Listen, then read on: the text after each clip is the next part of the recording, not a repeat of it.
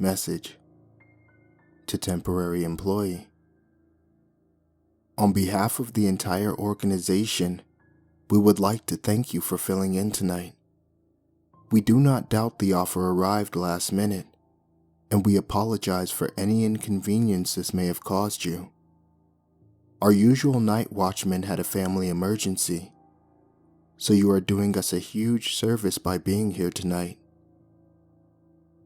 On top of these expressions of gratitude, you will also be compensated 5 times the average hourly rate. The temporary employment agency has been informed of these unique circumstances. Hopefully they briefed you on the agreement ahead of time. At first glance, your duty for the night may appear simple, but we strongly urge you to stay vigilant. For the duration of your shift, you will remain at the post in the reception area. Your job is to ensure that no one enters after hours. The door you enter through is the only entrance into the compound. All employees are aware the night watchman is the only person permitted in the building past operating hours. You are unlikely to run into any trouble, but we operate under the belief it is better safe than sorry. Just remember to stay in the reception area during your shift. Thank you again for filling the position. We are confident in your success. P.S. The doors deeper into the facility are chained for your convenience. You are the only person in the facility, and the chains should not be unlocked for any reasons. No exceptions. I finished reading the letter for the second time and looked back at the key sitting on the desk. I hadn't noticed it when I first walked in because it was underneath the paper with my instructions. I hadn't tried to use it, but judging by the size, I was almost certain it fit the padlock keeping the doors in the postscript of the letter chained. With the paper still in my hand, I made my way to the doors. The majority of the reception area resembled a doctor's office, in both furnishings and sterility. There was even a stack of beat-up magazines on the coffee table in the middle of the sitting area. Saying the chain door stood out in the room, that was a bit of an understatement. They were thick metal pocket doors that, even when pulled together, appeared to have a lot of unseen surface area deep into the walls on either side. The tops and bottom of each were reinforced to the point where I was pretty sure a truck would have a hard time getting through. The handles of each door bolted and welded tight to the surfaces. A hefty metal chain snaked through both of the handles and held together by a substantial padlock. Both doors were covered in stickers reading some variation of, "Warning, door must remain closed at all times." More than a few written in different languages. For a short time, I stood in front of the massive doors before returning my attention to the key on the desk. I tried in vain to piece together why someone would say there are no exceptions to keeping a door closed, but leave the key so easily accessible. Especially someone who didn't even require a proper background check before being hired for a single night. I threw my hands up, waving the white instruction paper as a sign of unconditional surrender.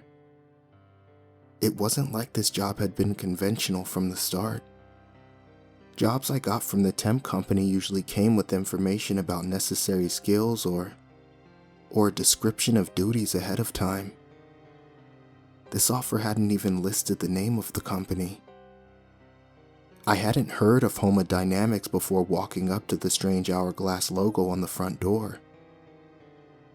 Before reading the instructions, the only thing I knew about the gig was that it was a night shift, the address, and the obscene amount of money they were paying. Unfortunately, the last piece of information was enough to ignore the red flags. I was falling behind on more than a few bills, and making 5 days worth of money in a single night. That would let me pull my head above water for the first time in a long while. Retreating back to the desk, I placed the key on top of the instructions, folded the paper, and slid it to the far side of the desk. There was a younger version of myself who wouldn't have hesitated to unlock the industrial doors and explore a secretive company's compound. But the decisions that version of me made was why I was in my 30s working temp jobs to attempt to make ends meet. So, I was happy to sit behind someone else's desk and be grateful I had been able to pay off my data plan last month. For the first few hours, keeping myself occupied was really the only difficult part of the job. Around 3 in the morning, I had gotten bored of social media, and my battery was starting to die. I had just started flipping through an ancient highlights magazine, and wondering why any kid would be hanging out in this waiting area. And that's when I heard something. At least, I had thought I heard something. A faint slam that could have been something falling off the shelf or a door closing somewhere on the other side of the chain doors. I looked up from a spot the difference photo comparison. I was embarrassingly struggling to find the final difference and looked towards the door, straining my ears to see if there was any follow-up to confirm I had heard something in the first place. A little while passed in complete silence. I closed the wrinkled kids magazine and made my way back to the coffee table in the waiting area. I was in front of the chain metal doors when there was another bang, either louder or closer than the last one, and unmistakably the sound of a door slamming. I stopped mid-stride and turned my head towards the chain doors. The hairs on my arm and neck at attention, and my mouth suddenly dry. In my mind, I reread the part of the instructions telling me I was the only person in the facility, and there was only one way into the building. Another extended period of total silence. But I wasn't able to shrug this one off. I could feel my heart beating in my chest, but I was feeling bold. I came to the decision that if I could get closer to the door, I might be able to hear better. If I didn't hear anything else, I could chalk it up to a door or two being blown closed by a breeze. I made my way towards the chain doors, being sure to walk as quietly as possible. Deep down, hoping if somebody was in the building, they hadn't realized I was here too. Standing below the doors, they looked more massive than my first impression. Again, standing quietly, trying to hear anything on the other side of the door. I closed my eyes in some attempt to focus more on my hearing. There wasn't another slamming door, but a few times, I thought I heard something. A repetitive soft tapping, just at the edge of my range of hearing. But it was possible my mind was playing tricks on me. I understood what needed to be done. With my eyes still closed, I carefully put my ear against the cold metal door. I kept my breathing shallow and steady, to not pollute my ears with any extra noise. And I listened. I didn't hear anything right away, but as my ear adjusted, I could tell there was definitely something making noise beyond the doors. A chill washed down my back, and I realized it was closer to me than the slammed doors had been. The taps were constant in their production, but not in location, moving back and forth around the building, sometimes getting closer, and other times further away.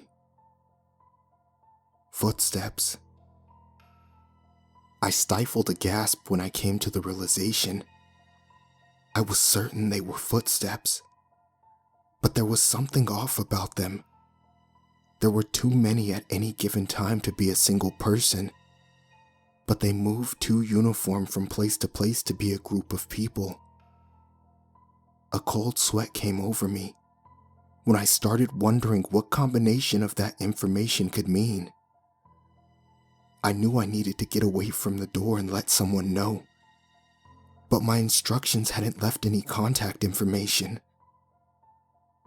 Pushing gently away from the door, I wondered if there was maybe a phone number in the desk drawer. I was only halfway through the thought when a metallic clatter directly beside me shattered the silence. I opened my eyes and looked down at its origin. The children's activity book I'd completely forgotten about was tangled in the chains, causing them to make contact with the metal door. I clenched my teeth and hoped I hadn't been noticed. For a short silence, I was hopeful, but that hope quickly evaporated as I heard the footsteps. Far away at first, but getting closer fast. The continuous thud of far too many feet closing in directly on my location. Without breaking my eyeline on the door, I backed away from the approaching clatter, dropping the magazine that sold me out in the process. My back pressed against the exit when the thing first made contact with the chain door. Sudden heavy pounding erupted from the other side. A moment ago the door seemed impenetrable, but now I watched as it shuddered with each hit. Turning to the exit, I placed my hand on the knob, but it wouldn't turn in my hand. I looked down for some sort of latching mechanism, but there wasn't even a keyhole. The realization I had been locked in from the other side hit me in waves. With the slamming getting only more intense behind me, I desperately pushed on the door with my full body weight.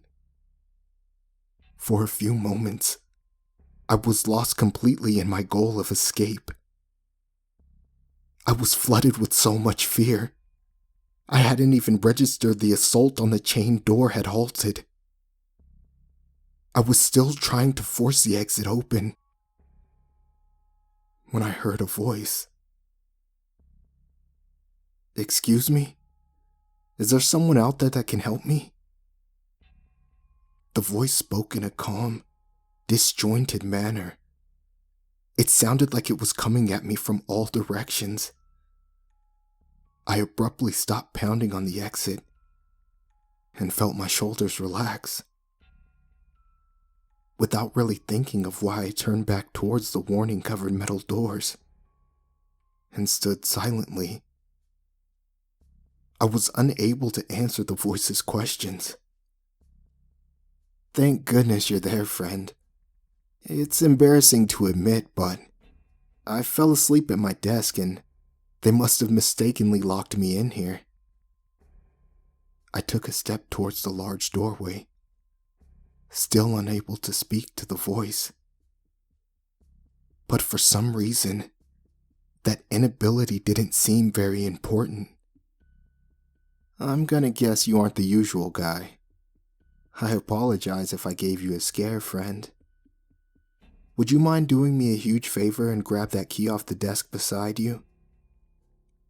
I continued to slowly move towards the chain doorway, but I veered a little to my right towards the reception desk when he said this, my hand hovering over the folded paper where I had left the key. What a wild situation, right, friend? Usually I'd just wait for the workday to start, but my phone is dead. I bet the wife and kids are worried sick about me. Just go ahead and grab that key. my attention still on the door. I grabbed the paper and dumped the key into my hand. Friend, you're a lifesaver. You'll need to stick around after your shift. The guys aren't gonna believe me when I tell them. Just put the key in the lock and let me out. Moving briskly now, I clutched the key in my hand tight enough to draw blood. My other hand reached out for the lock. Before even getting to the doorway, I have no doubt I would have opened the door if I hadn't stumbled on the highlights magazine on the floor where I dropped it. The unexpected movement breaking me out of whatever hold the voice had on me.